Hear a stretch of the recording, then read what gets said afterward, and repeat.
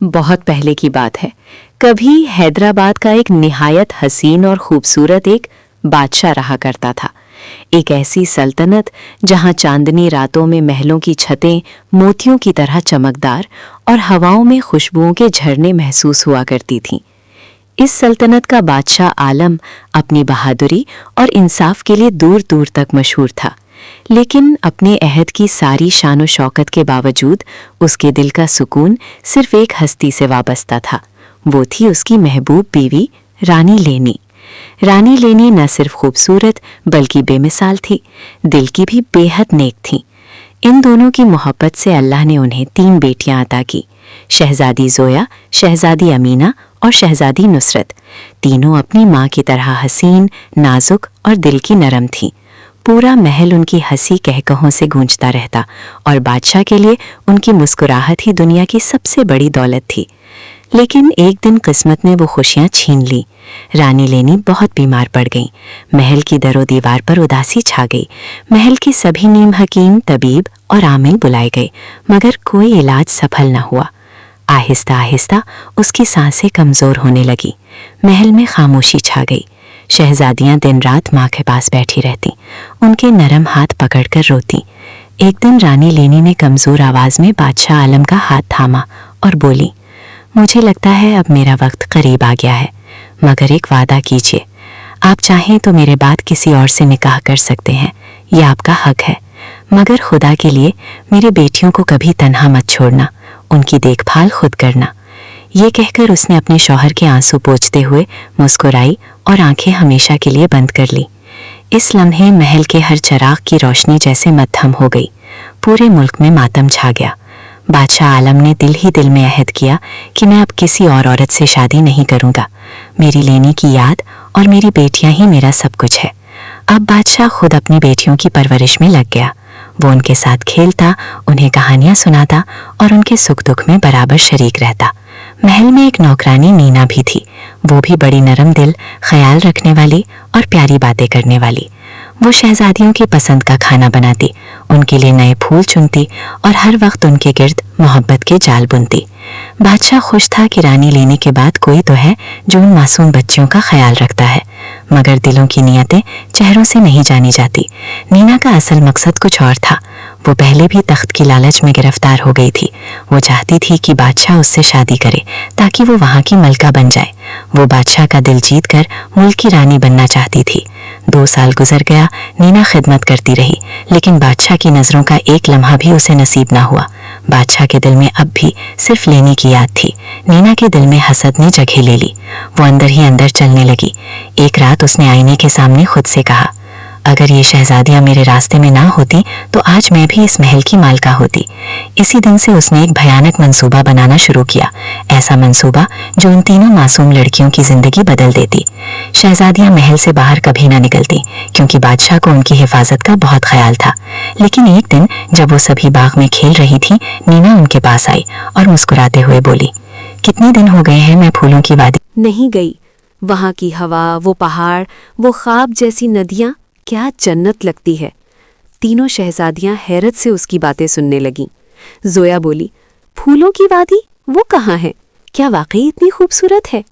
نینا چالاکی سے مسکرائی، ہاں بہت خوبصورت ہے۔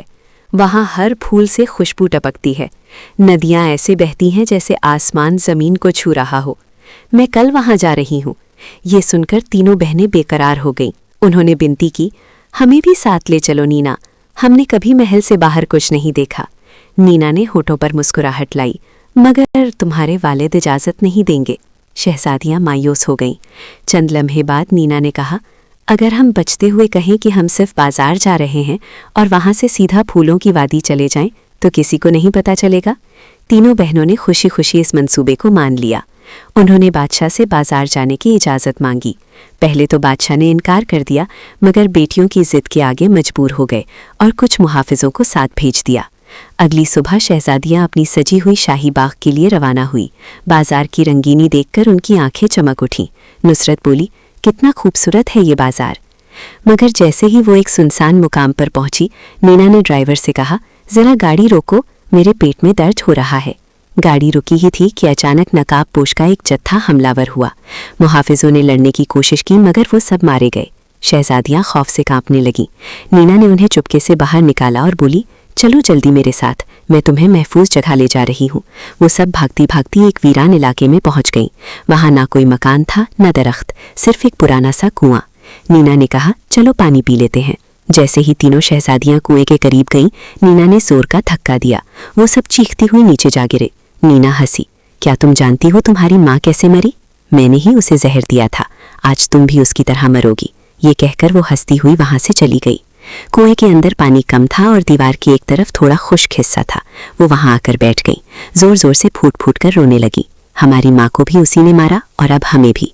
रातें गुजरती गईं, दिन बीतते गए। वो कुएं के अंदर तन्हा रहने लगी। जब भूख लगती तो कुएं के पानी में एक छोटी मछली आती जिसे वो बांट कर खा लेती। दिन हफ्तों में और हफ्ते महीनों में बदल गए। कुएं के अंदर तीनों शहजादियां जोया, अमीना और नुसरत अपने गम के अंधेरों में उम्मीद के दिए जलाती रहीं। कभी एक दूसरे को माँ की याद दिलाकर रोती, कभी माँ की दुआएं दोहराकर खुद को तसल्ली देती। एक दिन दोपहर के वक्त सूरज की किरणें कुएं में झांक रही थी कि अचानक ऊपर से आवाज आई। एक ताजिर अपने ऊँटों का काफिला लिए सुनसान रास्ते से गुजर रहा था। प्यास बुझाने के लिए उसने कुएं में डोल डाला। जैसे ही डोल नीचे पहुंचा, शहजादी नुसरत बोली, अगर हम में से कोई एक इस डोल में बैठकर बाहर जाए और मदद मांगे तो शायद हम भी आजाद हो जाए। तीनों ने मशवरा किया और सबसे बहादुर, सबसे समझदार शहजादी जोया को डोल में बिठा दिया। डोल जैसे ही ऊपर खींचा गया, ताजिर की आंखें हैरत से फटी की फटी रह गईं। उसके सामने एक ऐसी लड़की खड़ी थी जिसका हुस्न किसी चांदनी रात की तरह पाकीज़ा था। उसकी आंखों में मासूमियत थी और चेहरे पर मलाल की वो झलक जो दिल को नरम कर दे। लेकिन ताजिर का दिल सख्त था। उसने लालची नजरों से जोया को देखा और बोला, वाह, क्या किस्मत है मेरी, ऐसी हसीन लड़की को बेचकर मेरा खजाना भर जाएगा। जोया के दिल में खौफ की लहर दौड़ गई। वो समझ गई कि ये शख्स अच्छा नहीं। वो भागने लगी और ताजिर उसके पीछे भागने लगा। दोनों वादियों, टीलों और जंगलों से गुजरते भागते रहे। जोया के पांव जख्मी हो गए, सांस फूलने लगी, मगर उम्मीद ने उसके कदमों को रोका नहीं। वो भागते भागते एक घने जंगल में जा पहुंची। वहां एक नौजवान शहजादा अमजद अपने कमान से हिरण का शिकार करने ही वाला था। जब उसने तीर चलाने के लिए निशाना बांधा तो सामने हिरण नहीं, एक हसीन परी जैसी लड़की खड़ी थी। वो कांपती हुई उसके करीब आ गई और रो पड़ी और बोली, मुझे बचा लीजिए, कोई मेरा पीछा कर रहा है। शहजादा हैरान रह गया। फिर उसने ताजिर को आते देखा और झट से तलवार निकाल ली। ताजिर उसके रोब से डरकर पीछे हटा और जंगल की घनी झाड़ियों में भाग गया। शहजादा नरमी से बोला, अब बताओ कौन हो तुम? मैं हैदराबाद की शहजादी जोया हूँ। हमारी माँ रानी लेनी, जिन्हें हमारी नौकरानी नीना ने जहर देकर मार डाला और उसने हमें भी कुएं में धकेल दिया। मैं गुलिस्तानी नूर का शहजादा अमजद हूँ। तुम अकेली नहीं हो, अब आओ मेरे साथ मेरे महल चलो। वो उसे महल ले आया। महल पहुंचकर शहजादा अमजद ने अपने वालिद बादशाह अलबशीर के सामने सारा माजरा बयान किया। बादशाह गहरी सोच में पड़ गया। जोया का चेहरा उसे किसी पुराने ख्वाब जैसा लगा। उसने आहिस्ता से पूछा, बेटी, तुम्हारे वालिद का नाम क्या है? जोया ने सर झुकाते हुए कहा, बादशाह आलम, और मेरी माँ रानी लेनी थी। बादशाह अलबशीर रुककर खड़ा हो गया, आंखों में आंसू भर आए। बहन लुबनिया की बेटी? महल में मौजूद सब हैरान रह गए। इसी लम्हे बादशाह के दो बेटे शहजादा अमजद और शहजादा जोहरान भी वहां आ गए। बादशाह अलबशीर ने जोया को सीने से लगा लिया। मैंने तुम्हें बचपन में देखा था, तुम तो बिल्कुल अपनी माँ जैसी हो। जोया सिसकने लगी, मेरे मामा जान, मेरी बहनें अभी भी इस कुएं में कैद हैं। बादशाह अलबशीर ने फौरन अपने दोनों बेटों को हुक्म दिया, जाओ मेरी भांजियों को जिंदा और सही सलामत ले आओ। शहजादा अमजद और शहजादा जोहरान एक दिन और एक रात का सफ़र तय करके उस कुएं तक पहुंचे। उन्होंने रस्सी डाली और एक एक करके अमीना और नुसरत को बाहर निकाला। उनकी आंखों में आंसू थे। वो बोली, हमारी बहन जोया कहाँ है? शहजादा अमजद ने मुस्कुराकर कहा, वो महल में बिल्कुल महफूज है, तुम्हारा इंतजार कर रही है। दोनों शहजादियां खुशी से झूम उठी। वो सब गुलिस्तानी नूर के महल वापस आए। वहां तीनों बहनों की मुलाकात हुई। आंखों से बहुत आंसू और मुस्कुराहटें एक हो गई। दूसरी तरफ नीना ने हैदराबाद के बादशाह आलम को झूठ बोलकर कहा था कि शहजादियों पर डाकुओं ने हमला करके उन्हें मार दिया है।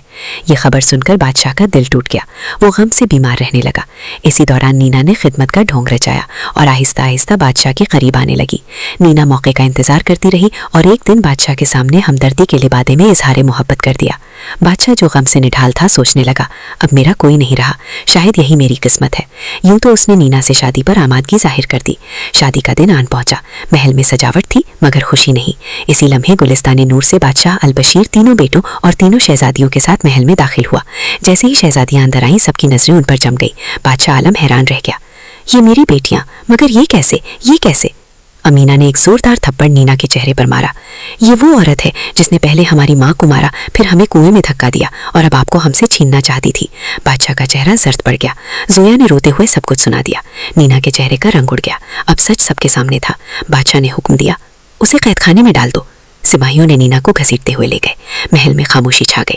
پھر بادشاہ عالم نے اپنی بیٹیوں کو گلے سے لگا لیا۔ اسی موقع پر بادشاہ البشیر نے مسکرا کر کہا، عالم بھائی، آپ کی بیٹیاں میری بھانجیاں ہیں اور میرے بیٹے جوان ہو چکے ہیں، ہم کیوں نہ ہم رشتہ داری کو مزید مضبوط کر لیں۔